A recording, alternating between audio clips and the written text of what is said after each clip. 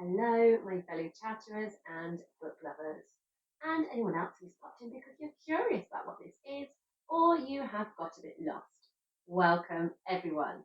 I am Chatty, and welcome to my channel, Chatty the Mad Chatter, where I am going to be chatting away madly about my final journey with Robin Hobb, and specifically the final book of the Fitz and the Fool Trilogy, which is the final trilogy of the realm of the Elderling, and that is Assassin's Fate.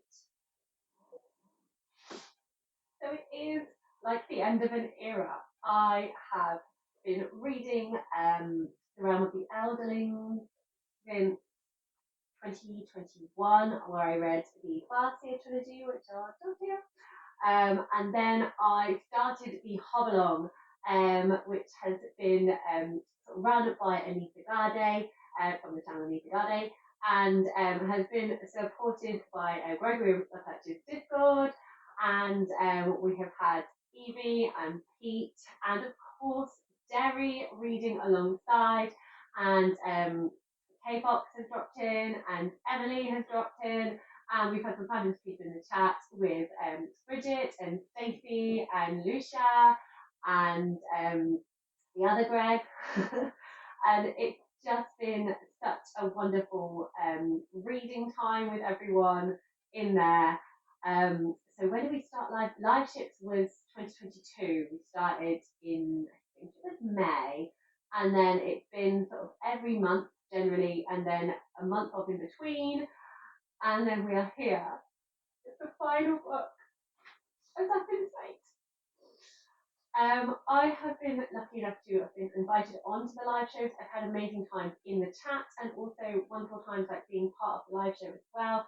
Sadly, I missed out on the live show for Assassin's Fate because I just did not get myself in gear. I think to start off with, there was almost a reluctance that I didn't want it to be finished. And I knew when I picked it up, that was it. That was going to be me in, and I was going to be reading till the end, and then Hobb would be gone. So I kind of had that, and then when I finally felt ready, I was getting enough FOMO from the from the chat in Discord, and I felt like I feel ready to do this now. Then sadly, my life was not on par with my reading mood, and there was a load of busy stuff going on, illness, myself included. And I just wasn't able to. I picked it up and I just wasn't able to read it. It was very much in kind of fits and starts. And then the day of the live show, I knew there was no way. There was no way I was gonna have the book finished to be able to take part in the chat or anything. And it was sad. It was very sad not to be there. But I will be watching it. I will be watching it after I have made this video and finished this book. I still have 100 pages left. I have stopped here because I want to read this all in one go. I want that perfect reading moment. I want to say goodbye to Hobb properly. So I have paused my reading. Once I got to a certain part of this book, I just read. But I was also kind of like falling asleep at the same time, so it was quite hard. And I just kind of felt like I felt able to stop at this point. It was still 100 pages to go. I kind of had marked out this 100 pages because I wanted to read it in one go without any interruptions, without anyone around to distract me, and just enjoy it fully. So I am going to be reading it very, very soon. Unfortunately, the story has allowed me to be okay with stopping at this point. So yes, so my plan is I'm going to chat to all of you, and I am then going to pause the video. I'm not going to make you watch me in real time because that would be very dull. I'm going to pause the video, and then I will read, and then I will tell you my final thoughts on this book when it's fully completed, and on the realm of the Elderling as a whole. Yes, I wanted to have them all displayed here. I wanted to kind of have them as part of this video. Because it feels very momentous.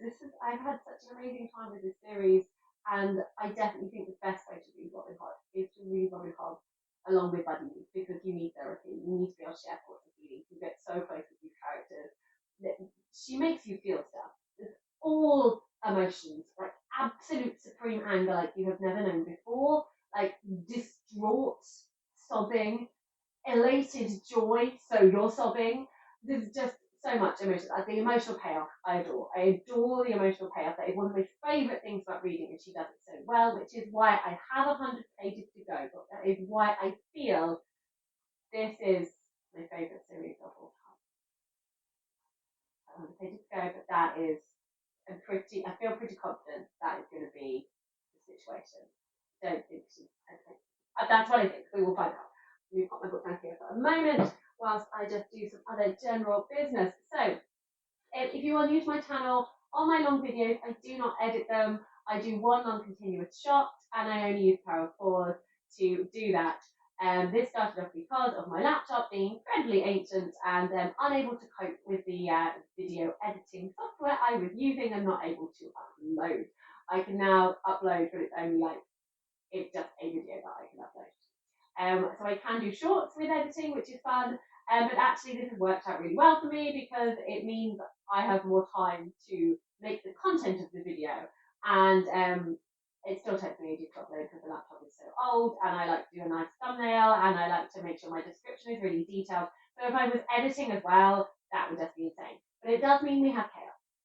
But here's my little gimmick. It is one shot, there is no editing. You are getting all my thoughts as they pop into my head. I don't have a script. So who knows what's going to come out of this. But I can feel it's going to be long because it's my final time with Hobb. And I have done the other two videos as separate individual thoughts on these last two books, on the last trilogy of books. So I've done Fool's Assassin, which I will link here if you are interested. And I also did Fool's Quest as part of my Magical Readathon segmented study, which I will link here. So if you want to see my thoughts on those, you can do. Hold on, let me finish off my shots. There we go. One shot, no editing. Clink, clink, clink. Cheers, everyone. Embrace the waffle that is about to come. So, I'm going to start off by just giving you my basic thoughts of the series as a whole. So if you have not read Hobb, obviously I've just said it's one of my favourite series of all time. I'm going to recommend it. I'm absolutely going to recommend it to you because, but at the same time, it's not for everyone.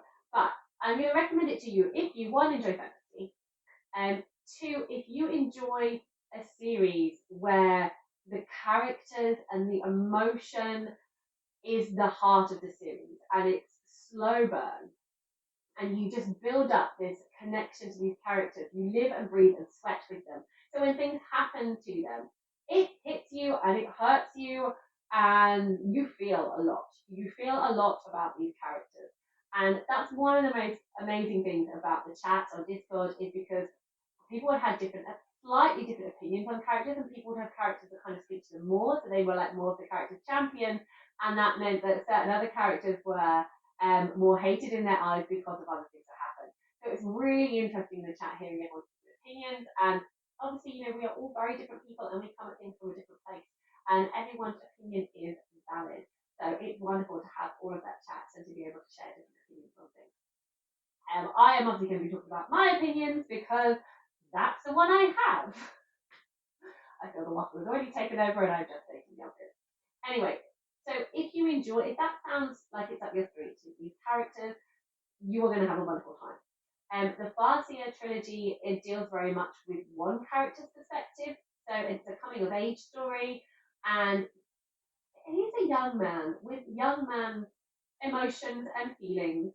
I adopted him from the beginning. This is Fitz, our main character. I adopted him very early on. He's one of my book babies. I'm his book mum. Not to supplant any other characters that have maternal feelings for him in the book, obviously, but I'm very, very fond of Fitz. If you start reading the book and you are not fond of Fitz, maybe it's not for you because you have to basically journey with him. So it's not going to be enjoyable for you if you're with someone that you're just not getting with. It's not going to be for you. But because you are, it is his thoughts all the time, you feel how he feels, and you experience everything he experiences, so it can feel kind of a little bit claustrophobic and a little bit depressing to a certain extent. But there are so many highs and bittersweet moments, and the enjoyment of characters and the things that happen. It's just such a wonderful time. However, moving on to Liveship, we get to explore a different part of the Sixth Duchy, but the overarching plot in terms of Elderling continues. And there are slight bits that we have got from the knowledge of the Farseer that will affect how we think about things in Liveship. But Liveship, it is multiple POV, so you get lots of different characters and you follow different journeys, and so it feels more fast-paced compared to Farseer, but it is still very much a slow burn of a book because you have a lot of character setup. You learn kind of a lot more about the world. The world is very different to the Six Duchies that we met in Farseer, but it feels more magical from the beginning, whereas the magic in Farseer kind of takes a while to kind of seep in. It's only kind of done, it's kind of a lot more mental magic in Farseer, where you see kind of more, you see aspects of physical magic in Liveship, just because of the nature of the different stories. In Tawnyman, you then pick up with Fitz's character, and he is now much older, but because of the journey you have with him, everything in Tawnyman seems so much more.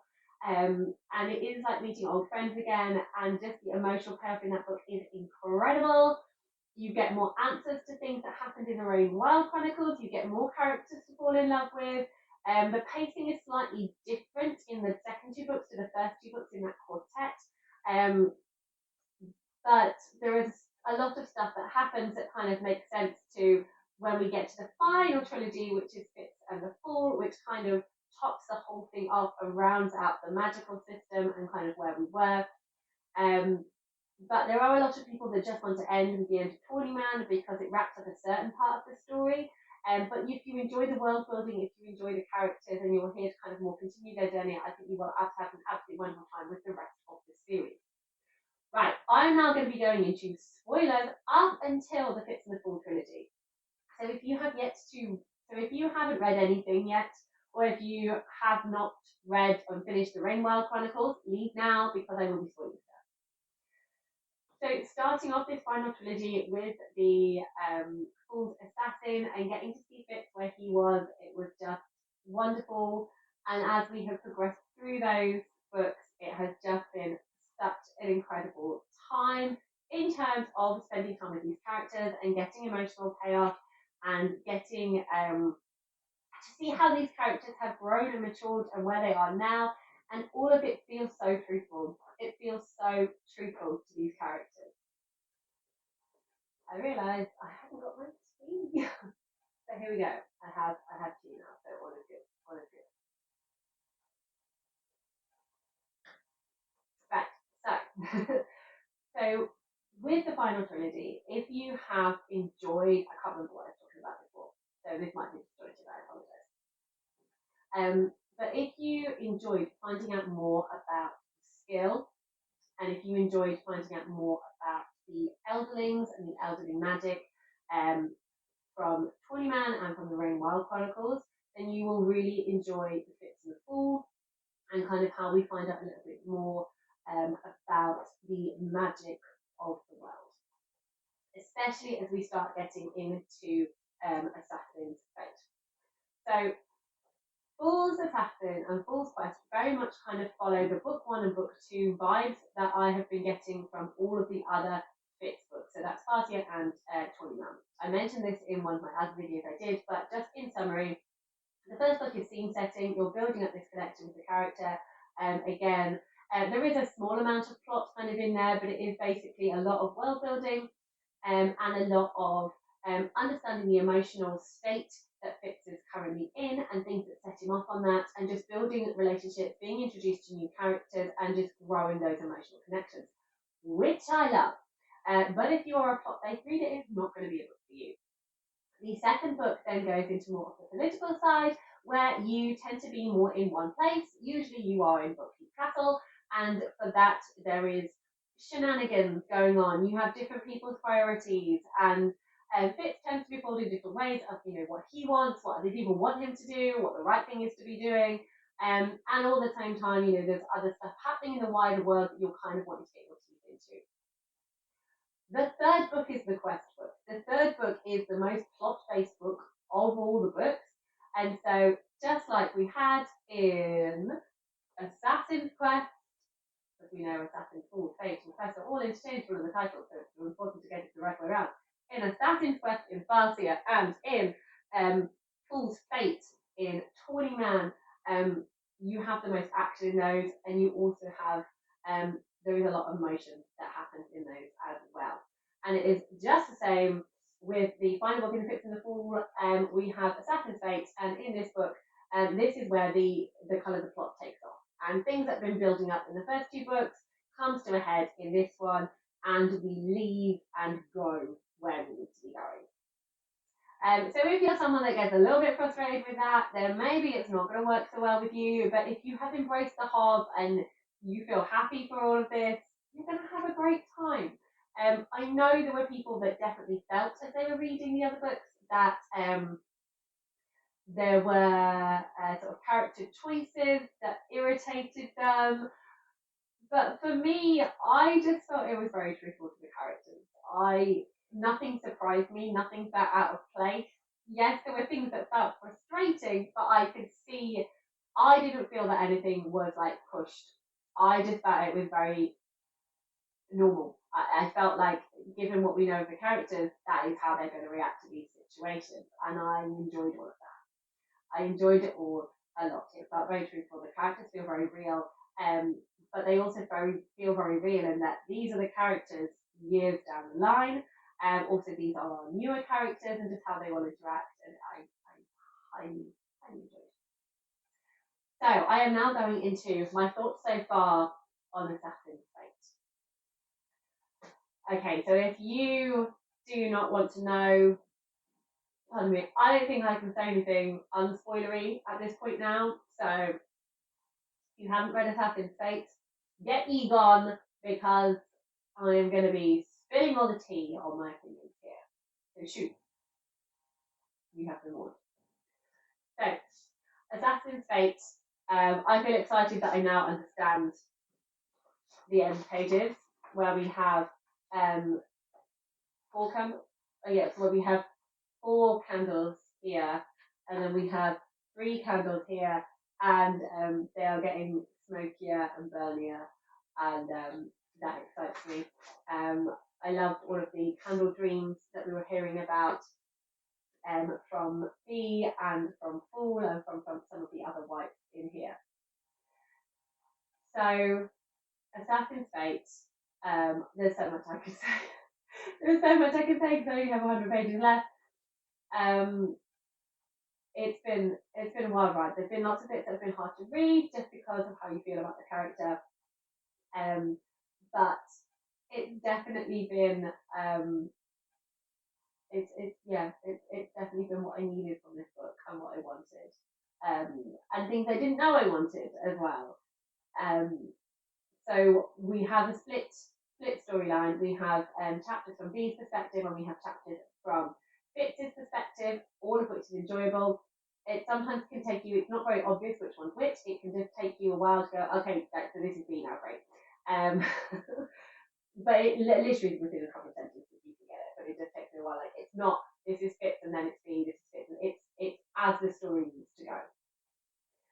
So we continue to see Bee, and she is joined by the Wolf Father, which is Night Eyes, and he is mentally with her in her head. And I adore that. I just love that this Night Eyes is still a character in here, that Night Eyes is still present. He is protecting the cub, he is with the cub, and he is so wonderfully Night Eyes. And I have missed him so much, and I'm so happy to see him here, and I'm so pleased with Bee, because otherwise I don't know what would be happening for Bee.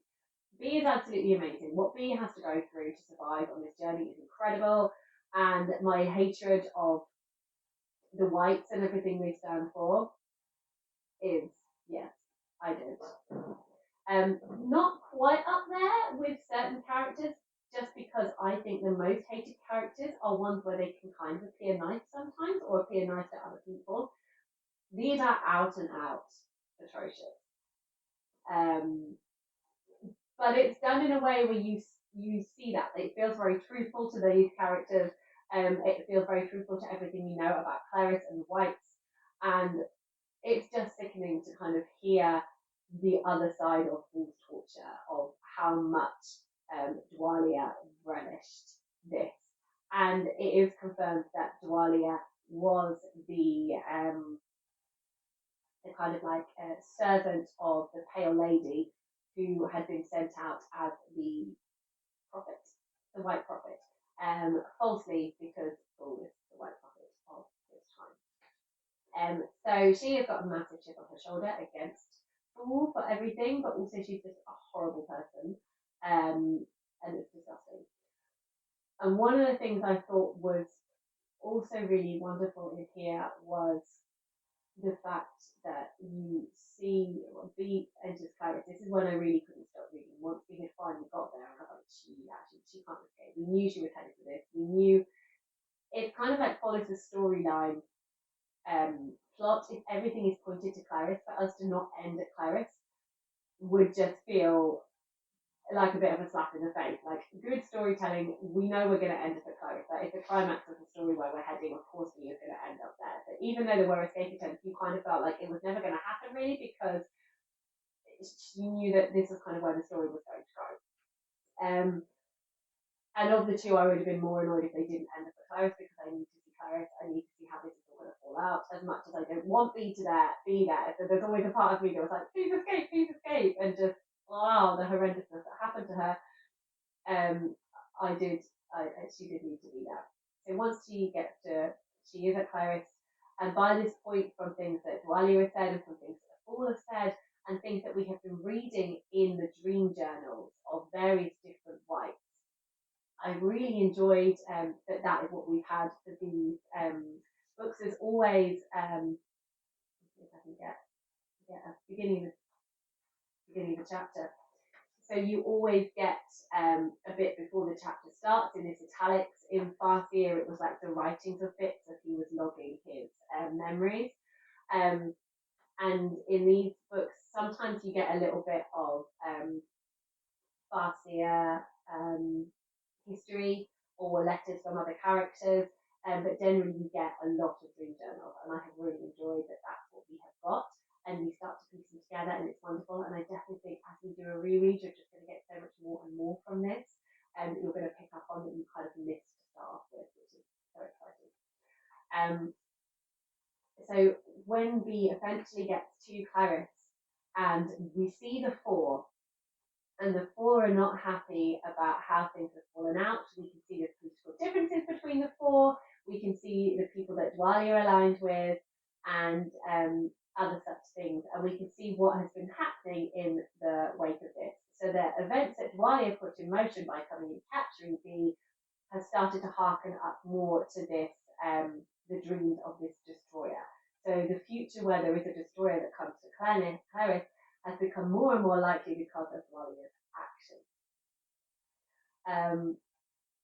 And there was a point very early, I think it was very early on in Assassin's Fate, where they were in the Elderlings, and when the people were talking about the destroyer, and at the same time you had B's absolute anger and hate towards them.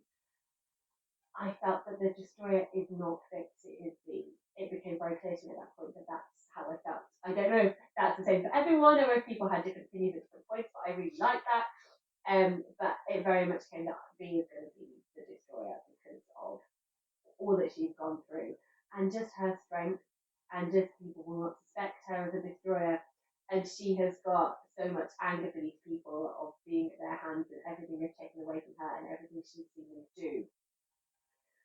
But despite the anger that she has for Dwalia, seeing her physically tortured in front of her eyes, like she is subjected to 40 lashes of a whip, and it is awful. It is really awful.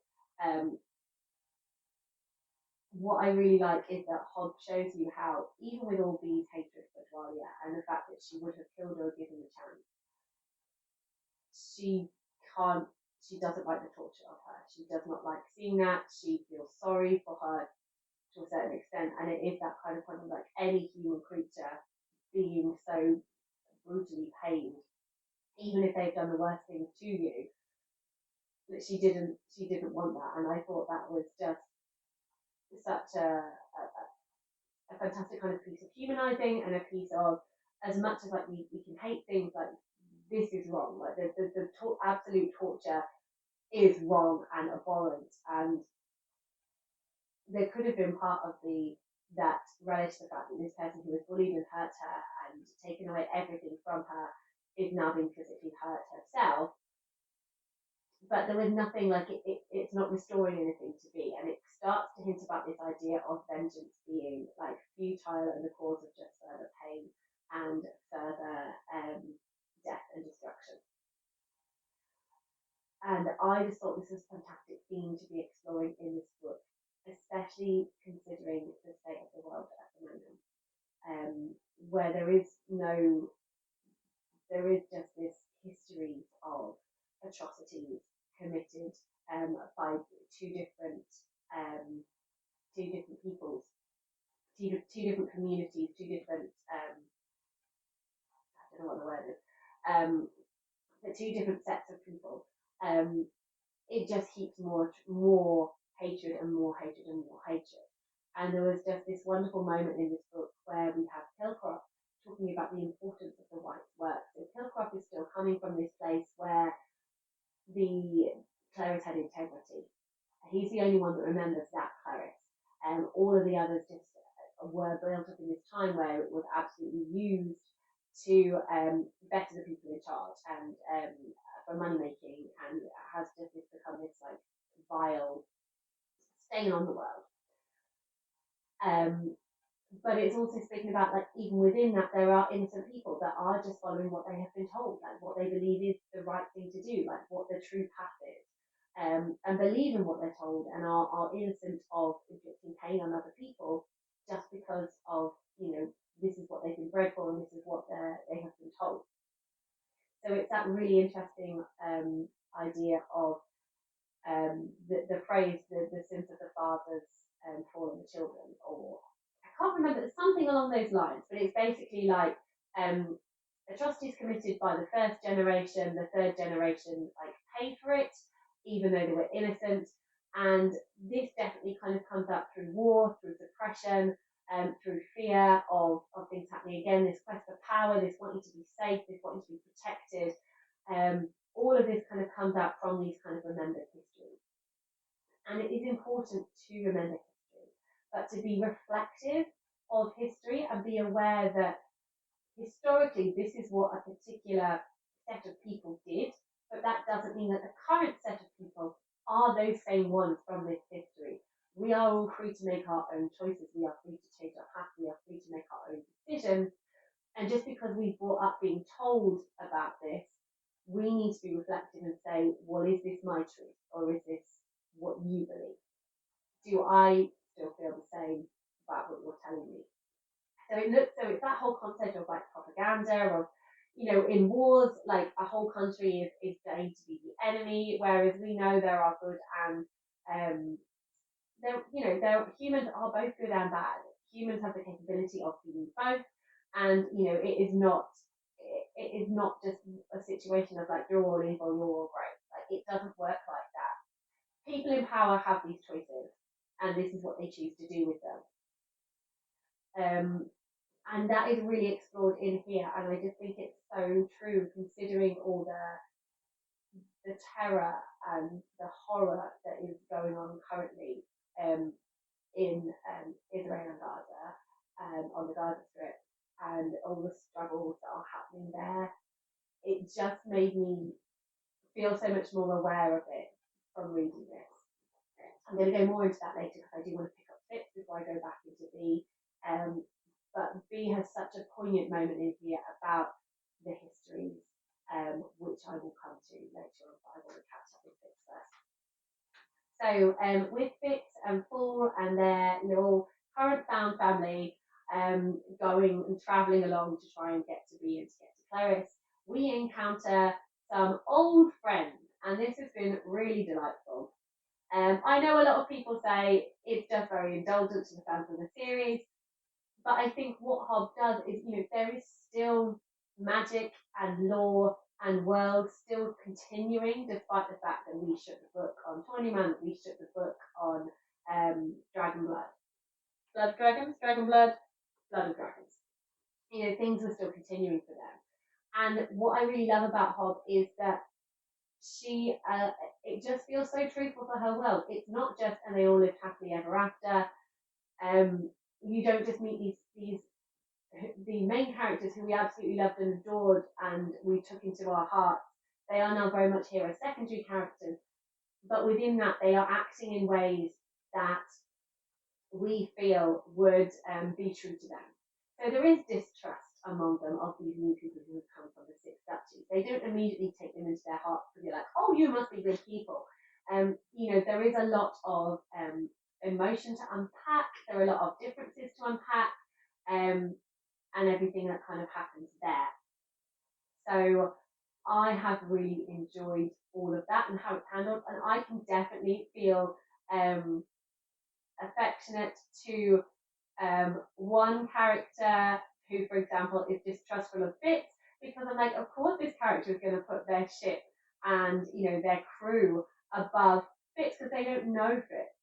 And Fitz, obviously, we know he doesn't give off the welcoming vibes. He's there glowering in a corner, being wolfy, and his focus is on finding B. So he's not gonna go, do you know what? Let's have a lovely chat and let me get to know you and have a wonderful tea party. It's not gonna happen. So it all felt very truthful. So we had a great time on the Tarman, and I loved seeing how our younger, less baggage-laden characters of her and Ashbach had on these boats, and I love her. He's such a wonderful character. I'm so pleased we've got to be with him and see him grow and flourish in these circumstances. And obviously you've got Fitz at every given moment trying to go, I should be doing this alone. You should not be here with me. And all of them are like, I wrong. It's like, yeah, but we're still coming. So can you just stop? But you can see that Fitz still needs to do this because that's what Fitz does. That's what Fitz needs to do. He's not comfortable with other people. He is a lone wolf. He relies on his pack, and his pack is himself and Night on it. Sometimes the fool is allowed in there, but generally himself. That's how he operates, and he feels very uncomfortable about operating in a different way, especially with people that he does not want to get hurt, that he is really, really fond of and doesn't want to see hurt and damaged. But at the same time, these characters are the future and the youth, and they are brave, and they have something to fight for, and they are here to begin what they started. So they don't want to back down either. So I've enjoyed all of those dynamics. And of course, there was such a moment in all of these books, you are just waiting for Fitz to meet Paragon and go, why is my face on a ship? And we got that moment, and it was glorious. And you do really wonder why, all this was going to happen. Like, why did you not at some point go, by the way, Fitz, okay, so when I was Amber, I had to recarve this ship. And I carved him with your face because at the time it seemed like a good thing to do. So that's why I have done this. But no, Fitz got to see it with no warning. We got all this fun chat with sort of Aletha and Brashen, where Fitz was like, I have no clue why my face is on the ship, what the hell is going on? And you have Moody Paragon being really distrustful of, why has this human got my face? And I really enjoyed all of that. I enjoyed all of the messiness. I enjoyed that Paragon is still the same Paragon. He is as volatile as ever, like generally okay and looked after, but that trauma is not going to go away. Those parts of his characters that are conflicted, and that's what makes him, the kind of beloved madship that we still love and adore. He's not a straight sailing happy boat. He is a bit of a law unto himself, and we still love him because of that. So he is still very much that character. I love seeing Brashen and Aletha captaining the ship, and I love that they are referred to as the captains. That Aletha is equally captain with Brashen, and they take it in turns to captain. So one time it will be Aletha captaining, one time it will be Brashen captaining, and they kind of give and take. And we have Clerres basically being the first mate full time. It was Clerres.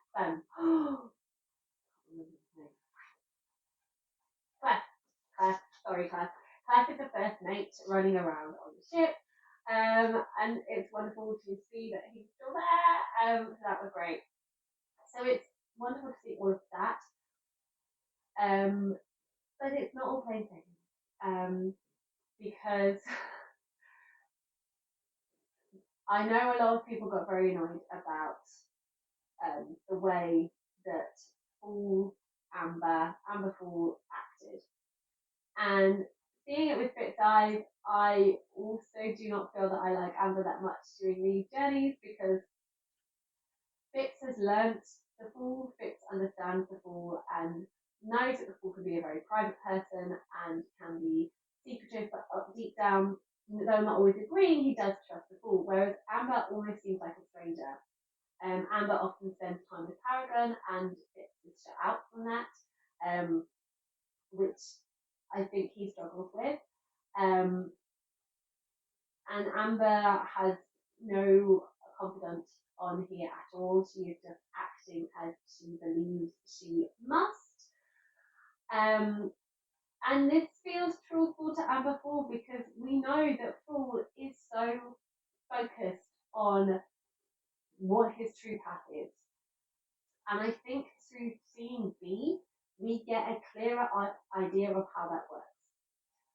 So there's moments when we see B when she connects with someone where she suddenly sees an array of different futures open to her. And she knows that her action will lead to a different future happening, and kind of putting things in that way.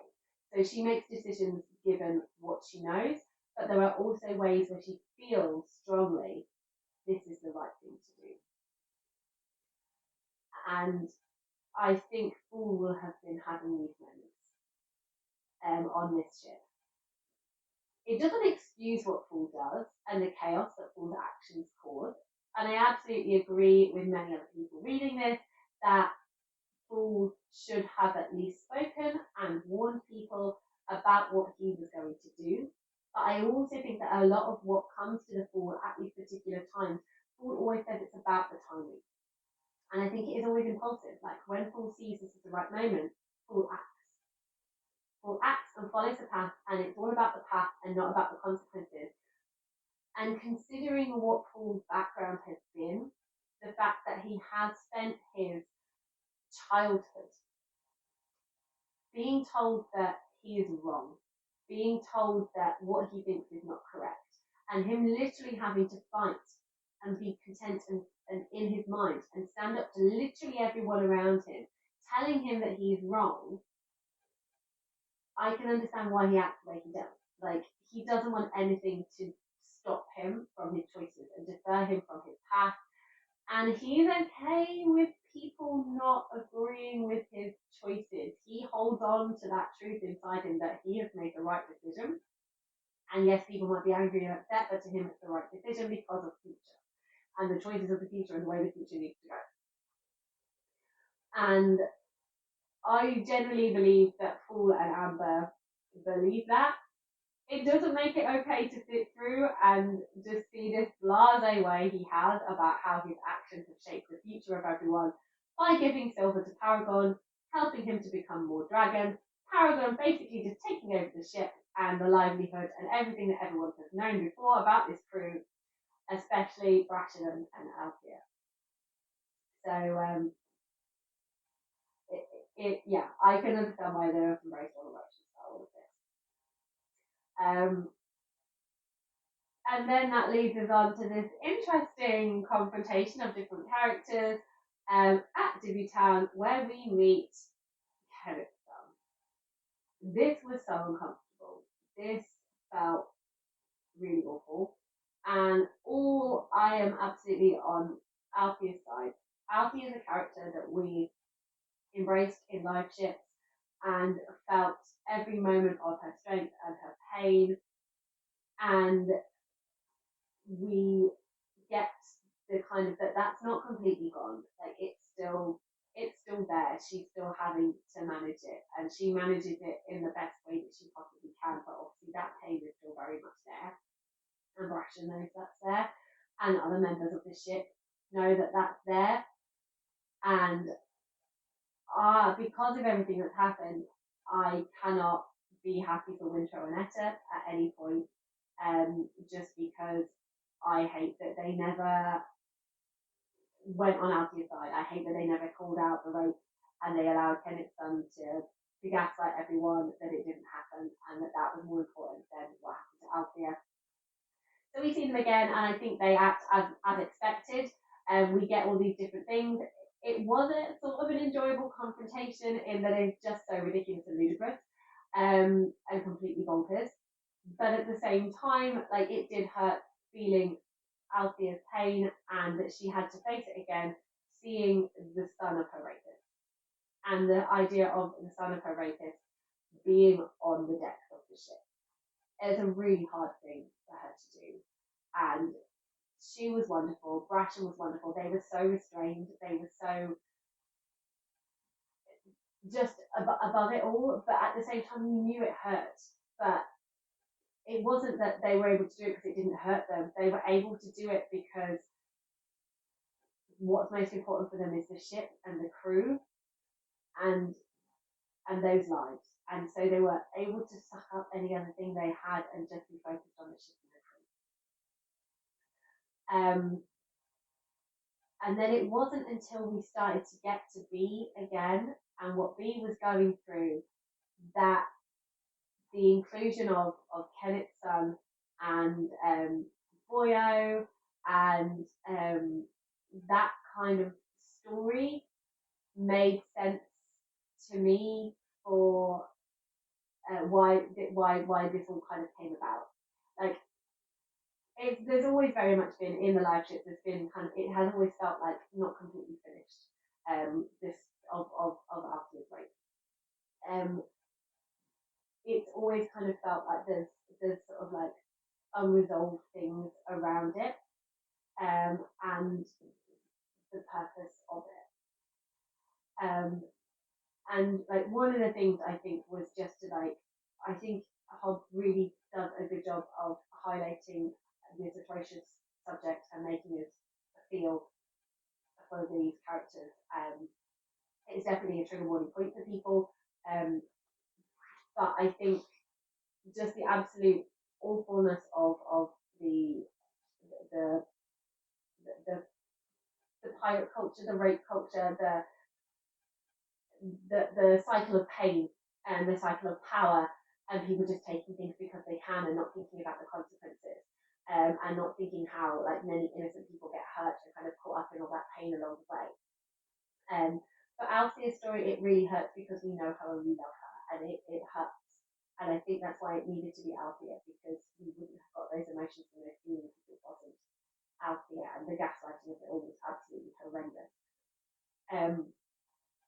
But I think it was awful what happened to her. Nothing excuses it at all, and it shows very much for her strength of character that she's been able to dig deep and continue to live her life.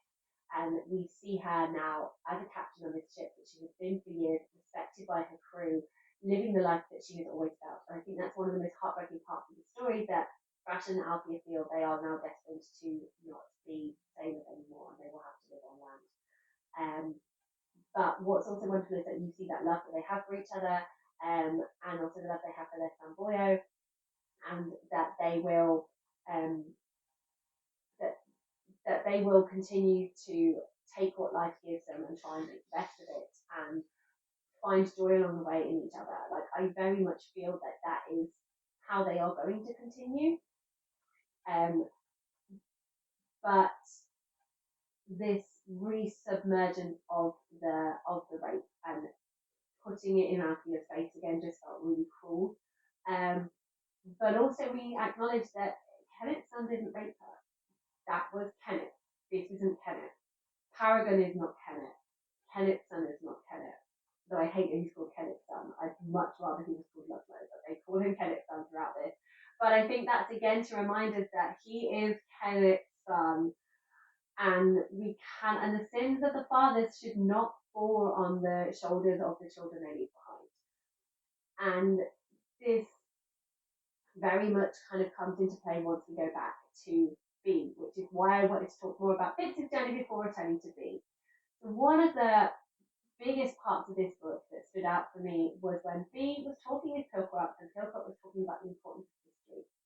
Pilcroft can sense something is going to happen to B that is going to change her on a path, and there's no going back to it. And Pilcroft is really wanting to convey to B the importance of the dreams that have been collated and gathered, and the history and the importance of history, and why being able to collate these dreams and learn from them is so important to the whites. And Bee's philosophy is so different, and I love her for it. And she is saying that actually we can hold on to history too much. History should be there to kind of point out and allow us to reflect on things, but we cannot be so taken with history and have almost this romanticized idea of history and like hold on to it so much, because it's holding on to that history that leads us to make terrible decisions in the future. And she pulls back to what she recalls of the Six Duchy history, that the Outlanders remembered the Six Duchies and the forging that happened before and how that damaged their communities. And they then attack the Six Duchies with, under the guise of the Pale Woman because of what they remember. And then the Six Duchies retaliates with the dragons, that has its own kind of like forging again of the people. And this could have happened again. The Outlanders could then have then risen up again, and we could have just had this continuous back and forth between Six Duchies and Outlanders, this continued historical hate that is revisited again and again and again because of remembering history, because of remembering atrocities that other people did to the people that we live with, to our people, the hurt of our families, the suffering of our grandfathers and grandmothers, the suffering of the people that have gone before, and we want to hurt those people that did it and stop them and pay them back. And B is like, no, we need to eradicate this. We need to let go of this and start again. And it's this idea that we shouldn't keep remembering. And this is what Catrican did amazingly. She was like, this is where the problem is. We need to make an alliance between the Outlanders and between the Six Duchies. And it's only from having this olive branch, having people getting to know each other and integrating the community and taking, this is part of your history and this is part of our history. This is how we do things. How do you do things? That is so interesting that this is sacred to you and this is sacred to us. And having those conversations where you realize these are people. These are not the people that hurt them. This is not the warrior that was standing over me, stabbing my brother, sister, mother, father. That's not them. This is a totally different person. We have to not hate them because of their ancestors. And we see this with Kenneth's son. Kenneth was Kenneth, and Kenneth chose to hold on to hate. Kenneth chose to hold on to pride. Kenneth chose to kind of continue this cycle of pain, and that is why I hate Kenneth and of what he did to Althea. But Kenneth's son, although rich, although spoilt, he does try and become part of this crew. He does want to know Paragon. And he doesn't act on his entitlement. He doesn't act on those things that came before. He finds a love for the ship. He finds a love for being there. He is a child that has grown up being loved, and he sees this love echoed back in the ship, in Boyo, in those people that surround him. He was given a chance to be him and not his father. Brashen and Althea could easily have made life awful for him and let out their hatred of Kenneth on his son. But they didn't. And because of that, Kenneth has been a strong member of the crew. He has been there for the crew. He has supported the crew. He's made connections with Per, who is a stable boy. He has made connections with Boyo. They've all been on the same level. Totally different people from totally different backgrounds. They have all made a connection together. And it is that the love is stronger than hate. And so those stories kind of link together for me. The fact that B is going, we cannot keep this cycle of vengeance going. And even though she said that, she knows that they could see the Six Duchies and they could see the Destroyer and everything that they've done. They can then have this then elemental hatred for the Six Duchies because of how it destroyed Clerres. we can only hope that Pilcrop leads them differently. We can only hope that the ones that remain understand why things happen. But they can also have this hatred of dragons because of what they saw happening. So I really hope there is an attempt, just like Katrikin did with the Outlanders, I really hope there is an attempt from the Rainwild people, from the Elderling, understanding why the dragons came back and exacted revenge, and you destroyed innocent along with guilty. I hope that there is a peaceful solution that comes to that. And that makes me think of how this is so relatable to everything that's happening today, because I'm not the best person to speak on this, but from what I understand, there is a one beautiful thing that came out of the news, and that was the orchestra. I can't remember the name of the orchestra, but there is an orchestra where you have a Palestinian and you have someone of heritage, a Jewish heritage from Israel, coming together to create an orchestra. And this orchestra is made of both Palestine, people from Palestine, and people from Israel. You have both of them working together to create music. And that is so powerful. And the hatred and the destruction that is currently happening and the suffering that is going on, that is not the way forward. The way forward is coming together, is trying to find similarities, is trying to come together to speak. And that is the only way to manage these conflicts that don't keep constantly happening and happening and happening and happening. Because hatred continues to breed hatred. It is only through trying to come together and understand that we will get any sort of peace and a way of starting afresh. And that was absolutely what I got out of Assassin's Fate. So it was just incredible just reading it. And it just made me relate it so much to the world today. And I just found it so powerful and so moving. And it is a mixture of these revelations, and it is a mixture of how the events and suffering that has happened aboard Paragon and aboard Farseer was dealt with. And it was just really powerful. I'm going to have some tea, and we're going to come on the slightly less heavy parts now. Okay.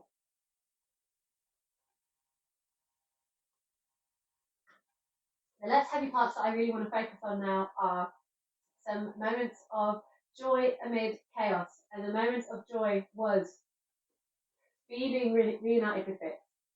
It was beautiful, it was gorgeous, it was wonderful. Just that love that she sees, that love like her father did love her. Her father is there, he's there for her. And the way when B comes forward to try and help them, and she uses the skill really strongly, and then she is shocked by herself because her skill also makes Spark react to running away. But Fitz is like, you saved us. You tried it, you saved us. We would have died if it wasn't for you. We can manage Spark. It's okay. And just that comfort and that joy and that wonder and just that love, we've got Fitz and B together again, which I have been waiting for since the end of Fool's Assassin.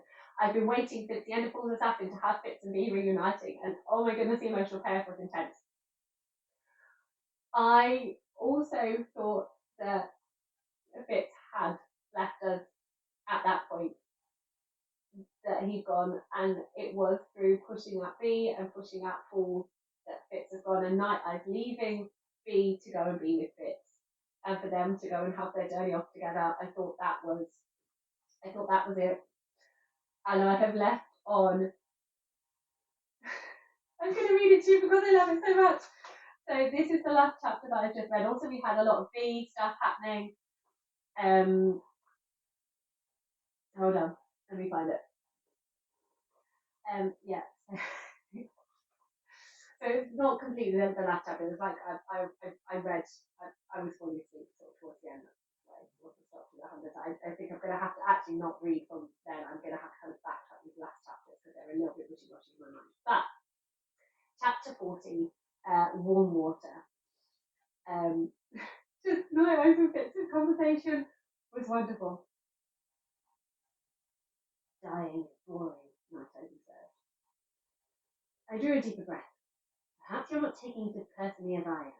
My voice sounded strange to me. Water had risen in the chamber, and I wondered if I was drowned. I was cold. Not the cold that kills, but the cold that makes one stiff and miserable. Your death is personal, little brother. Where you go, so do I. You should have stayed with me. All the same, when you perish, I go too. So the plan is to lie here until we die. It's not a plan, my time, it's inevitable. I thought you were more of a wolf than that. That's done. I scowled and spoke aloud into the darkness. Give me a better plan, then. Make up your mind. If death a friend, then go joyfully to hunt with it as I did. If it's an enemy, then fight it. But don't sag here like a wounded cow waiting for predators to finish it off. You are not prey, nor I. If we must die, let us die as wolves. What would you have me do? Chew off my legs? A brief silence. Then, can you do that? I don't bend that way. My teeth are wrong, and I'd likely bleed to death before I escaped. Then why did you suggest it? I was being sarcastic. B was not sarcastic. I enjoyed that about her. I just love having Clerres and Fitz together again. It's wonderful, and all of that conversation was so joyous. And obviously at that point I'm like, well, obviously Fitz is not going to die now if he is doing this with Night Eyes. So it was wonderful to see and hear and explore all of that stuff that happened with Fitz. I loved that chapter. I love that chapter of Fitz and Night Eyes together. It was just beautiful. And then seeing Fitz kind of like try and get to where he needs to be. So we've got them all journeying now off to where they need to go, and that is where I'm going to be rejoining the story. So ultimately, I've hit the climax. Clerres is destroyed, and also Fitz has killed off the last of the four. There was no way Fitz was going to be able to leave that person alive. And for all I've said about hate breeds hate and the vengeance thing, it really was satisfying watching Fitz kill the person who was tortured me and the fool and who would set all this place in motion. They do generally seem a really, really evil person. I don't know how it'd be in a real life situation. This is a fictional character. I am not advocating murder. However, watching a fictional character go that way was highly satisfying. And also, it is different from the other things because she was responsible. She made all those choices, and Fitz was like, I just want you to know. Before I tell you, I want you to know. So, yes, that was satisfying. So I'm now going to be finding out the fallout. So I'm now going to have 100 pages of how all the pieces land. I have a Paragon dragon. There is 2 dragons. I think blue one is the Paragon that I love. Green one is probably the crazy part of Paragon. So I am excited to see what happens more with those. I am excited to see what happens next with B and Fool and all these other characters and Fitz. And obviously the main thing I'm wanting from this is I want B and Fitz to see each other again. That is the main thing I'm wanting from this. I trust in Hobb. I don't think she's going to let me down. But I don't know what the full fallout is going to be. We will see. So I am now going to read the last 100 pages. It's my last Hobb. I'm going in. I have tea. I'm going to have some snacks. I'm going to have a blanket. And I'm just going to read. It's going to be glorious. And I will then see you to let you know my final thoughts for all of this. Hello again. So, best laid plans. I'm not going to be able to finish the book before I need to go get my children from school. It's not going to happen, especially not with me being able to record. So I will do my final thoughts on it and on the series in a separate video. I mean, this one's nearly an hour long anyway, so I guess that makes sense. So I have just read one chapter. I don't even put my book now. So yeah, I've literally just finished chapter 43, which is Bingtown. I'm just starting chapter 44. And there's still there's still a lot of this book to go. So I think I'm very ambitious in this plan. I originally hoped to be able to film it at night time, sort of during the evening. But that didn't happen, so I'm using my day off to film it and the stuff that I need to do before I go to bed. So yeah, I'm not going to be able to finish it. I did very much enjoy the Bingtown chapter. We have had the final person that I thought was dead actually not being dead. So apart from Fitz, who is also alive, our main characters are all present and correct, which is highly unusual for a Hobb. Obviously, I was absolutely delighted that Althea was not dead, because that hurt. I was still hoping, and thank goodness she was found. And Boyo is not going to die either because he was killed by B. But we do just have this whole loss of everyone feeling the loss of it. So I really hope he gets to them and they can all have those moments. But reading the entry of B's Farseer journal, of B's journal, where she was talking about some of her memories, and she's like, why has he written them down to burn them? And that she wants to have a conversation with him, and then about her mum and the candles and just the cakes, and just she's still dealing with all the trauma of everything she's been through. So I absolutely just feel for her, and I really hope that she just gets a lot of time with her, who I think is absolutely the best one. I don't feel that she is going to allow Fool to know her until she sees Fitz again. I think there is just too much sadness there for her. So, and I feel very sad for Fool, but I can see how this makes sense for B. You know, she is very much like a little wolf cub. She's endured everything, and I can understand why she's choosing to put her anger onto the Fool. My heart breaks for Fool, but at the same time, I completely understand B's anger. And to a certain extent, she has a point. If Fool had kind of left it all alone, they might not have discovered her. But there we go. So yeah, that hurts, but it is what it is. It was lovely to see Ronica again. I love Ronica. I'm loving all the Bingtown trade of plotting. I love a plot. It's wonderful. So I'm delighted that they are literally like, you know what, we're just going to sail the Vashia up the river before the council can agree to anything. So here we go. So I'm enjoying all of that. We'll see the fallout of this. I'm excited to see more dragon action. I have loved all of the magical, all of the extra information about the magic we get. It did feel like there were loose ends in that the ships knew they were dragons, but were also ships. So we're getting the end tied up in that respect. There is still so much more to Kelsingra and all of the skill knowledge that we don't know. We got a little snippet of one of Nettle's skill apprentices, and just her observing of the pillar, which might explain why, from going in certain sides of the pillar or dealing with certain rooms or going a certain way, people come out at different times or come out really drained. That's a really interesting observation. I want to know more. So we will see. But I cannot finish it now, sadly. So it's now being pushed back to tonight because again I do want to read it all in one go. So I'm gonna have to put it down on that. So we've got the ships going off to Treeholg. We've got Vivasha going off to Treeholg. And I don't know where Fitz is at this point. He was last going to the skill pillar, so we'll see. That's why I'm leaving it, and I will do a video. And I hope maybe I'll do it tonight. Hopefully I can read all the pages tonight and then do a video. I really would love to be able to give you my thoughts and feelings, like literally as I put the book down. We'll see if that happens. Thank you so much for watching. If you have enjoyed hearing my thoughts on the Realm of the Elderling books, then feel free to give it a little like. It's always nice to see that. If you like the vibe, consider subscribing, and happy reading, everyone.